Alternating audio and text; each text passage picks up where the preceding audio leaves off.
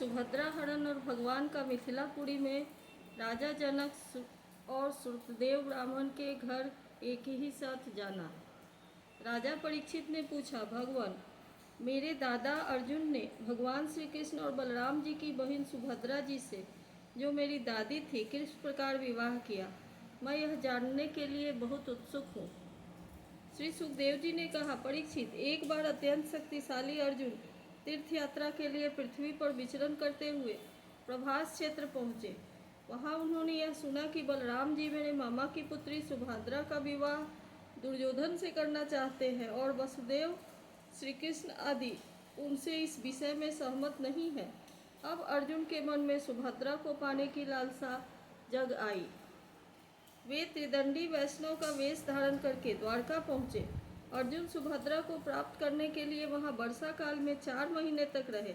वहाँ पूर्ववासियों और बलराम जी ने उनका खूब सम्मान किया। उन्हें यह पता न चला कि ये अर्जुन है। एक दिन बलराम जी आतिथ्य के लिए उन्हें निमंत्रित किया और उनको वे अपने घर ले आए। त्रिदंडी वेशधारी अर्जुन को बलराम जी ने अत्यंत श्रद्धा के साथ भोजन सामग्री निवेदित की और उन्होंने बड़े प्रेम से भोजन किया। अर्जुन ने भोजन के समय वहाँ विवाह योग्य परम सुंदरी सुभद्रा को देखा।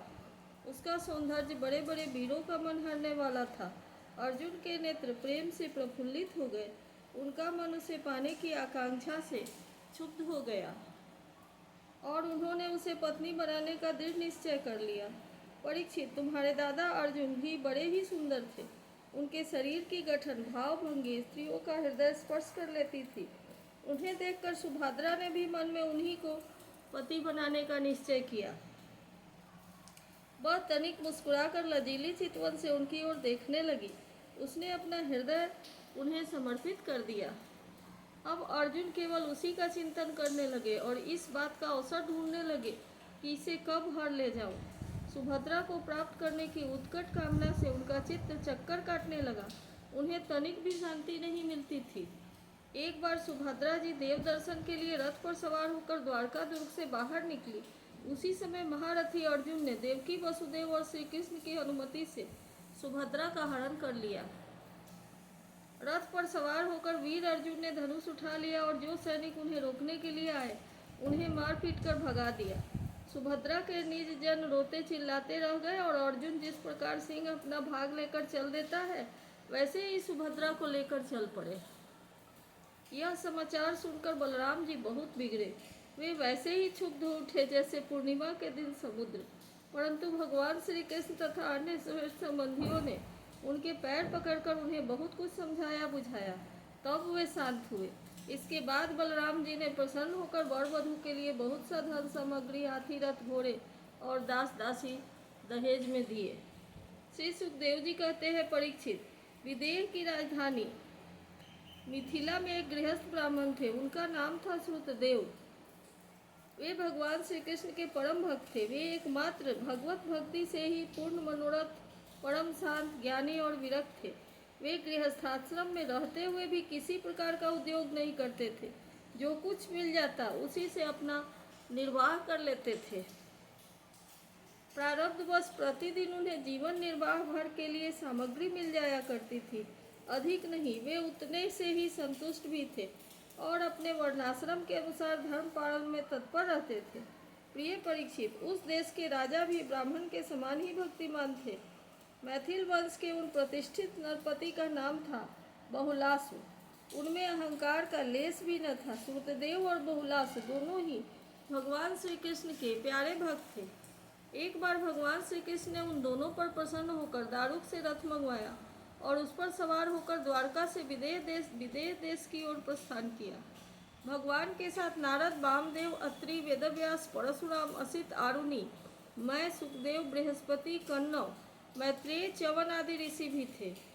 परीक्षित, वे जहाँ जहाँ पहुँचते वहाँ वहाँ के नागरिक और ग्रामवासी प्रजा पूजा की सामग्री लेकर उपस्थित होती। पूजा करने वालों को भगवान ऐसे जान पड़ते मानो ग्रहों के साथ साक्षात सूर्य नारायण उदय हो रहे हों।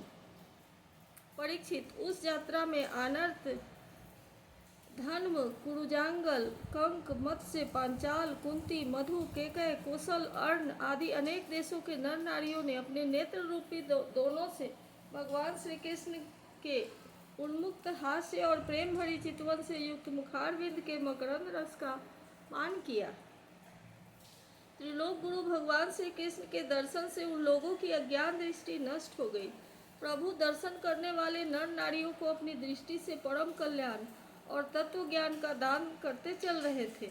स्थान स्थान पर मनुष्य और देवता भगवान की उस कीर्ति का गान करके सुनाते जो समस्त दिशाओं को उज्जवल बनाने वाली एवं समस्त अशुभों का विनाश करने वाली है। इस प्रकार भगवान श्री कृष्ण धीरे धीरे विदेश देश पहुँच गए। परीक्षित, भगवान श्री कृष्ण के शुभागमन का समाचार सुनकर नागरिक और ग्रामवासियों के आनंद की सीमा न रही। वे अपने हाथों में पूजा की विविध सामग्रियों को लेकर उनकी आगवानी करने आए। भगवान श्री कृष्ण का दर्शन करके उनके हृदय और मुख कमल प्रेम और आनंद से खिल उठे। उन्होंने भगवान को तथा उन मुनियों को जिनका नाम केवल सुन रखा था, देखा न था, हाथ जोड़ मस्तक झुकाकर प्रणाम किया। मिथिला नरेश बहुलास्व और सुतदेव ने यह समझकर कि जगत गुरु भगवान श्री कृष्ण हम लोगों पर अनुग्रह करने के लिए ही पधारे हैं, उनके चरणों पर गिरकर प्रणाम किया। बहुलास्व और सुतदेव दोनों ही एक साथ हाथ जोड़कर मुनि मंडली के सहित भगवान श्री कृष्ण को आतिथ्य ग्रहण करने के लिए निमंत्रित किया। भगवान श्री कृष्ण दोनों की प्रार्थना स्वीकार करके दोनों को ही प्रसन्न करने के लिए एक ही समय पृथक पृथक रूप से दोनों के घर पधारे और यह बात एक दूसरे को मालूम न हुई कि भगवान श्री कृष्ण मेरे घर के अतिरिक्त और कहीं भी जा रहे हैं। विदेह राज बहुलास्व बड़े मनस्वी थे। उन्होंने यह देखकर कि दुष्ट दुराचारी पुरुष जिसका नाम भी नहीं सुन सकते वही भगवान श्री कृष्ण और ऋषि मुनि मेरे घर पधारे हैं, सुंदर सुंदर आसन मंगाए और भगवान श्री कृष्ण तथा ऋषि मुनि आराम से उस पर बैठ गए। उस समय बहुलास्व की विचित्र दशा थी। प्रेम भक्ति के उद्देश्य से उसका हृदय भर आया था, नेत्रों में आंसू उमड़ रहे थे। उन्होंने अपने पूज्यतम अतिथियों के चरणों में नमस्कार करके पांव पखारे और अपने कुटुंब के साथ उनके चरणों का लोक पावन जल सिर पर धारण किया और फिर भगवान एवं भगवत स्वरूप ऋषियों को गंधमाला, वस्त्र, अलंकार, धूप, दीप, अर्घ्य, गौ, बैल आदि समर्पित करके उनकी पूजा की। जब सब लोग भोजन करके तृप्त हो गए तब राजा बहुलास्व भगवान श्री कृष्ण के चरणों को अपनी गोद में लेकर बैठ गए और बड़े आनंद से धीरे धीरे उन्हें सहलाते हुए बड़ी मधुर वाणी से भगवान की स्तुति करने लगे। राजा बहुलास्व ने कहा, प्रभु, आप समस्त प्राणियों के आत्मा, साक्षी एवं स्वयं प्रकाश है। हम सदा सर्वदा आपके चरण कमलों का स्मरण करते रहते हैं। इसी से आपने हम लोगों को दर्शन देकर कृतार्थ किया है। भगवान, आपके वचन है कि मेरा अनन्य प्रेमी भक्त मुझे अपने स्वरूप बलराम जी, अर्धांगिनी लक्ष्मी और पुत्र ब्रह्मा से भी बढ़कर प्रिय है। अपने उन वचनों को सत्य करने के लिए ही आपने हम लोगों का दर्शन किया है। भला ऐसा कौन पुरुष है जो आपकी इस परम दयालुता और प्रेम परवशता को जानकर भी आपके चरण कमलों का परित्याग कर दे। प्रभु, जिन्होंने जगत की समस्त वस्तुओं का एवं शरीर आदि का भी मन से परित्याग कर दिया है, उन परम शांत मुनियों को आप अपने तक को भी दे डालते हैं। आपने जदुवंश में अवतार लेकर जन्म मृत्यु के चक्कर में पड़े हुए मनुष्यों को उससे मुक्त करने के लिए जगत में ऐसे विशुद्ध जस का विस्तार किया है जो त्रिलोकी के पाप ताप को शांत करने वाला है। प्रभु, आप अचिंत्य, अनंत, ऐश्वर्य और माधुर्य की निधि हैं। सबके चित्त को अपनी ओर आकर्षित करने के लिए आप सच्चिदानंद स्वरूप और परम ब्रह्म हैं। आपका ज्ञान अनंत है। परम शांति का विस्तार करने के लिए आप ही नारायण ऋषि के रूप में तपस्या कर रहे हैं। मैं आपको नमस्कार करता हूँ। एक रस अनंत, आप कुछ दिनों तक मुनि मंडली के साथ हमारे यहाँ निवास कीजिए और अपने चरणों की धूल से इस निमिष वंश को पवित्र कीजिए। निमि वंश को पवित्र कीजिए। परीक्षित, सबके जीवन जाता भगवान श्री कृष्ण राजा बहुलास्व की यह प्रार्थना स्वीकार करके मिथिलावासी नर नारियों का कल्याण करते हुए कुछ दिनों तक वहीं रहे। प्रिय परीक्षित, जैसे राजा बहुलास्व भगवान श्री कृष्ण और मुनि मंडली के साथ पधारने पर आनंद मग्न हो गए थे, वैसे ही श्रुतदेव ब्राह्मण भी भगवान श्री कृष्ण और मुनियों के अपने घर आया देखकर आनंद विह्वल हो गए और उन्हें नमस्कार करके अपने वस्त्र उछाल उछाल कर नाचने लगे। श्रुतदेव ने चटाई पीढ़े और कुशासन बिछाकर उन पर भगवान श्री कृष्ण और मुनियों को बैठाया, स्वागत भाषण आदि के द्वारा उनका अभिनंदन किया तथा अपनी पत्नी के साथ बड़े आनंद से उनके पांव पखारे। परीक्षित, भगवान सौभाग्यशाली श्रुतदेव ने भगवान और ऋषियों के चरण नोदक से अपने घर की और कुटुंबियों को सींच दिया। इस समय उनके सारे मनोरथ पूर्ण हो गए थे। वे हर्ष तिरक होकर मतवाले हो रहे थे। तदनंतर उन्होंने फल, गंध, खस से सुवासित निर्मल एवं मधुर जल, सुगंधित मिट्टी, तुलसी, कुश, कमल आदि अनायास प्राप्त पूजा सामग्री और सत्व गुण बढ़ाने वाले अन्न से सबकी आराधना की। इस समय श्रुतदेव जी मन ही मन तर्कना करने लगे कि मैं तो घर गृहस्थी के अंधेरे कुएं में गिरा हुआ हूँ, अभागा हूँ। मुझे भगवान श्री कृष्ण और उनके निवास स्थान ऋषियों मुनियों का, जिनके चरणों की धूल ही समस्त तीर्थों को तीर्थ बनाने वाली है, समागम कैसे प्राप्त हो गया। जब सब लोग आतिथ्य स्वीकार करके आराम से बैठ गए, तब श्रुतदेव अपने स्त्री पुत्र तथा अन्य संबंधियों को साथ लेकर उनकी सेवा में उपस्थित हुए। वे भगवान श्री कृष्ण के चरण कमलों का स्पर्श करते हुए कहने लगे। श्रुतदेव ने कहा, प्रभु, आप व्यक्त अव्यक्त रूप प्रकृति और जीवों से परे पुरुषोत्तम हैं। मुझे आपने आज ही दर्शन दिया है, ऐसी बात नहीं है। आप तो तभी से सब लोगों से मिले हुए हैं जब से आपने अपनी शक्तियों के द्वारा जगत की रचना करके आत्मसत्ता के रूप में इसमें प्रवेश किया है। जैसे सोया हुआ पुरुष स्वप्नावस्था में अविद्यावश मन ही मन स्वप्न जगत की सृष्टि कर लेता है, वैसे उसमें स्वयं उपस्थित होकर अनेक रूपों में अनेक कर्म करता हुआ प्रतीत होता है। वैसे ही आपने अपने में ही अपनी माया से जगत की रचना कर ली है और अब इसमें प्रवेश करके अनेकों रूपों में प्रकाशित हो रहे हैं। जो लोग सर्वदा आपकी लीला कथा का श्रवण कीर्तन करते हैं तथा आपकी प्रतिमाओं का अर्चन वंदन करते हैं और आपस में आपकी चर्चा करते हैं, उनका हृदय शुद्ध हो जाता है और आप उसमें प्रकाशित हो जाते हैं।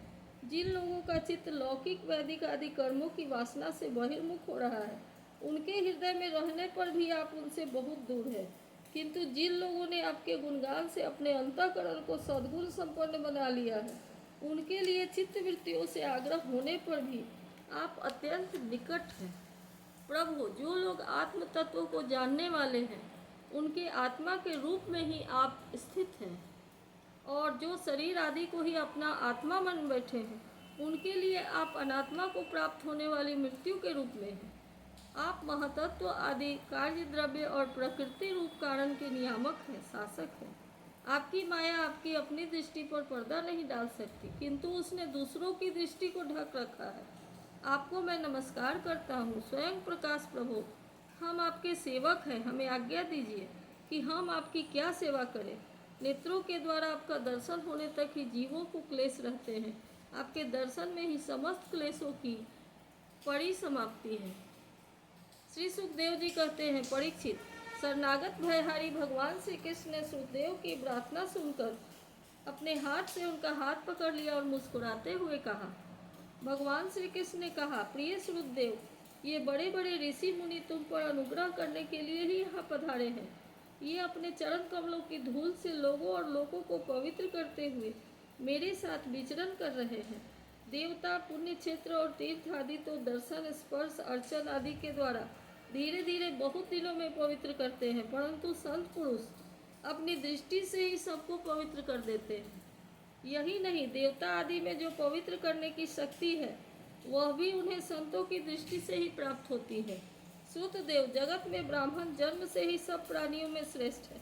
यदि वह तपस्या, विद्या, संतोष और मेरी उपासना, मेरी भक्ति से युक्त हो, तब कहना ही क्या है। मुझे अपना यह चतुर्भुज रूप भी ब्राह्मणों की अपेक्षा अधिक प्रिय नहीं है, क्योंकि ब्राह्मण सर्ववेदमय और मैं सर्वदेवमय हूँ। दुर्बुद्धि मनुष्य इस बात को न जानकर केवल मूर्ति आदि में ही पूज्य बुद्धि रखते हैं और गुणों में दोष निकालकर मेरे स्वरूप को जगत गुरु ब्राह्मण का, जो कि उनका आत्मा ही है, तिरस्कार करते हैं। ब्राह्मण मेरा साक्षात करके अपने चित्त में यह निश्चय कर लेता है कि यह चराचर जगत, इसके संबंध की सारी भावनाएं और इसके कारण प्रकृति, महत्व, तत्व आदि सब के सब आत्मस्वरूप भगवान के ही रूप हैं। इसलिए श्रुतदेव, तुम इन ब्रह्मर्षियों को ही मेरा स्वरूप समझकर पूरी श्रद्धा से इनकी पूजा करो। यदि तुम ऐसा करोगे तो तुमने साक्षात अनायास ही मेरा पूजन कर लिया, नहीं तो बड़ी बड़ी बहुमूल्य सामग्रियों से भी मेरी पूजा नहीं हो सकती। श्री सुखदेव जी कहते हैं, परीक्षित, भगवान श्री कृष्ण का यह उपदेश प्राप्त करके श्रुतदेव ने भगवान श्री कृष्ण और उन ब्रह्मर्षियों की एकात्म भाव से आराधना की तथा उनकी कृपा से वे भगवत स्वरूप को प्राप्त हो गए। राजा बहुलासु ने भी यही गति प्राप्त की। प्रिय परीक्षित, जैसे भक्त भगवान की भक्ति करते हैं वैसे ही भगवान भी भक्तों की भक्ति करते हैं। वे अपने दोनों भक्तों को प्रसन्न करने के लिए कुछ दिनों तक मिथिलापुरी में रहे और उन्हें साधु पुरुषों के मार्ग का उपदेश करके वे द्वारका लौट आए। इति श्रीमद्भागवते महापुराणे पारमहंस्या संहितायां दशम स्कंधे उत्तरार्धे श्रुतदेवानुग्रहो नाम षट्शीतितमोऽध्यायः।